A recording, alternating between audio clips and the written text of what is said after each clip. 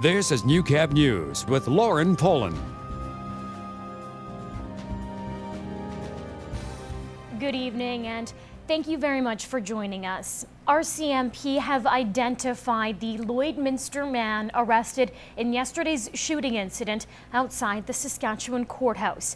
54-year-old Doug Hatcher is facing 15 charges and will remain in police custody until his first court appearance later this week.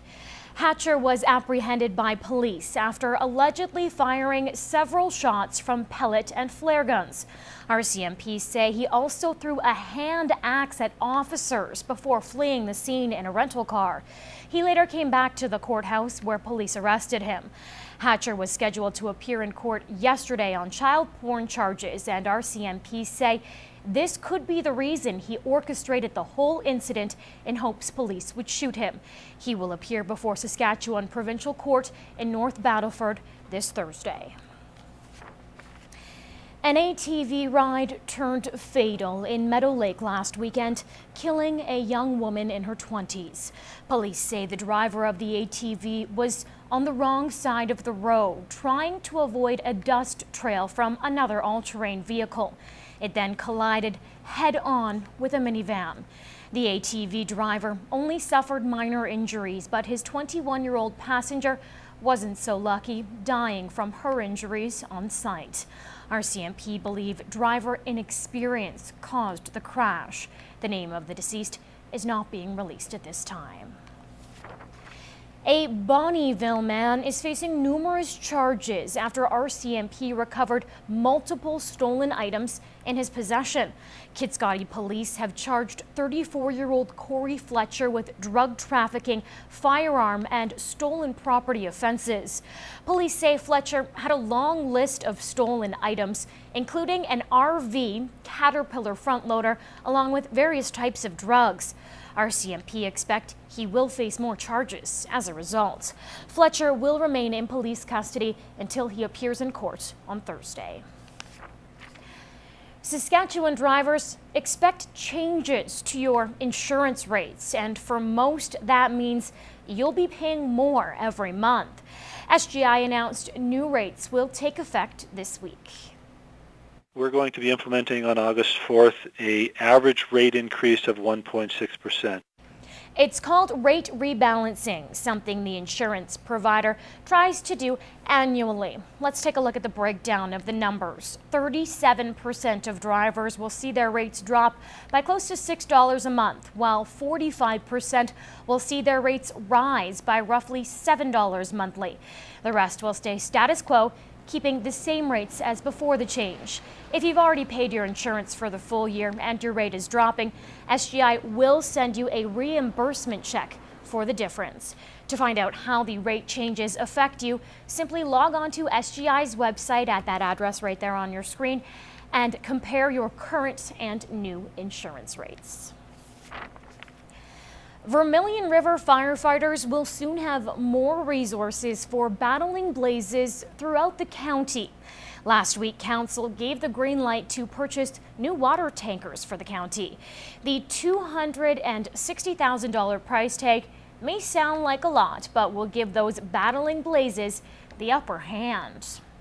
Well, the trucks we're buying are equipped to carry 3,000 gallons of water, which gives us huge advantage. In the past, we've had situations where we just don't have enough water to initially get the fire out, and then unfortunately sometimes we'll lose a structure.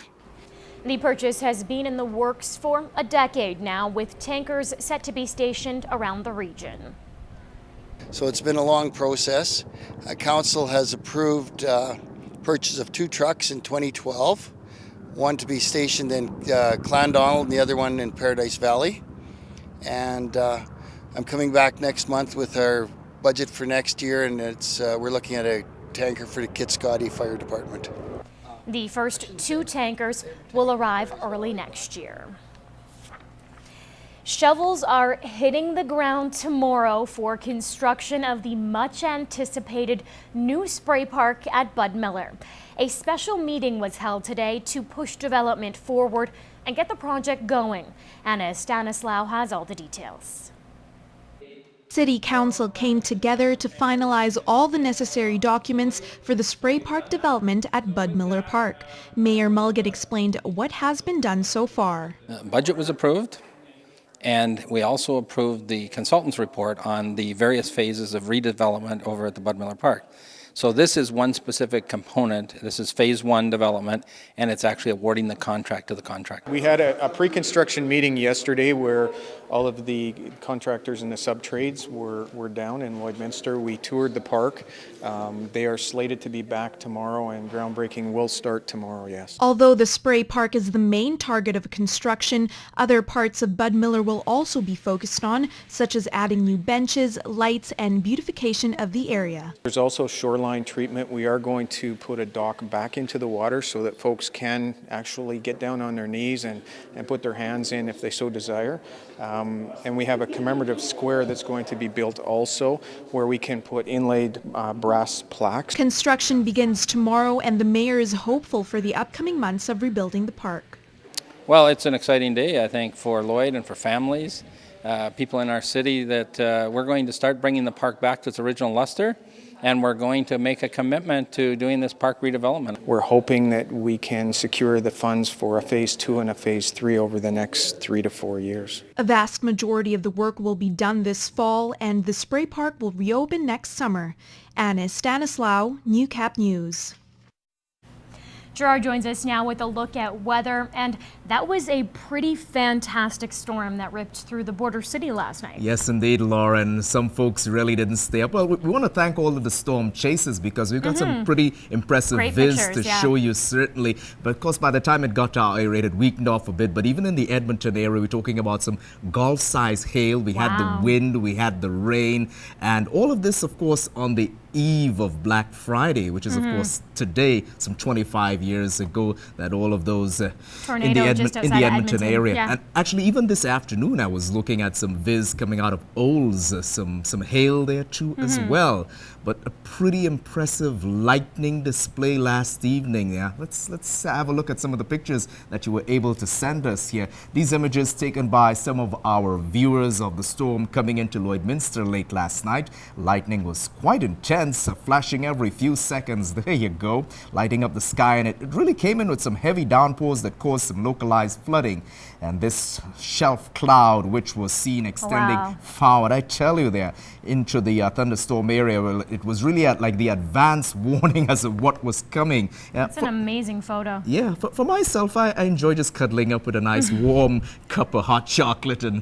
But what can we expect now, Gerard? Well, nothing like last night. The wind is still gusting around in our area. We're at 24. It feels like 28 west-northwest, those winds. 57% is that humidity.